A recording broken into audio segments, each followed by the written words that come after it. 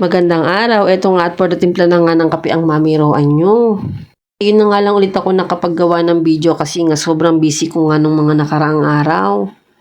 Feeling ko ang dami-dami kong ginagawa, hindi ko nga maisingit yung pagbibideo ko sa kapag e-edit. Kaya nga mga lumang video na nga lang yung ina-upload ko, yung mga mini-vlog ni Ate Yumi. Ito nga at pagkatimpla ko nga ng kape is nagugas na nga rin pala ako ng bigas kasi nga magsasaing na nga ako at mag-aalmusal kasi kami. Namihan ko na nga yung saing ko para abot na nga hanggang pananghalian namin. Pag nanay ka, no, araw-araw ka talagang busy. Pero ngayon ramdam na ramdam ko talaga na medyo busy talaga ang mamiroan nyo. Ito nga at naisipan ko nga magkape dito sa tabi ni Daddy habang naglalaro nga pala siya ng cellphone niya. Ko nga ishati na nga lang kami dito sa kape kasi medyo kinulang nga yung kape. Dahil panggabi naman si Daddy, hindi naman niya kailangan uminom ng maraming kape. Siyempre, napansin ko pa nga itong gulo-gulong mga tsinelas kaya inayos ko na nga rin.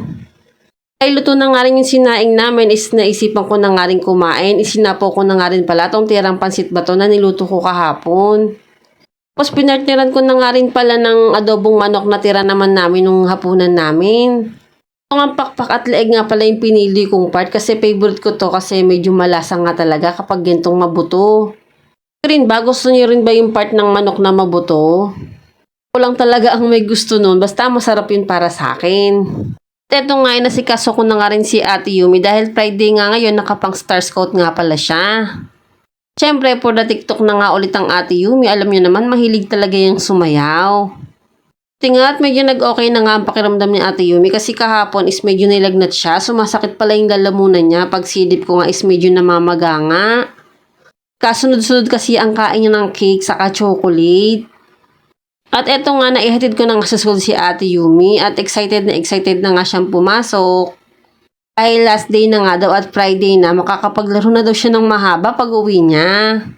Nung 4:30 naman is nag-chat na nga si teacher na pwede na nga daw sumundo at for the sundo na nga ang mamiroan nyo. Wala pa nga ako sa kalagitnaan ng daan is nakita ko na nga si Ate Yumi na paparating na nga.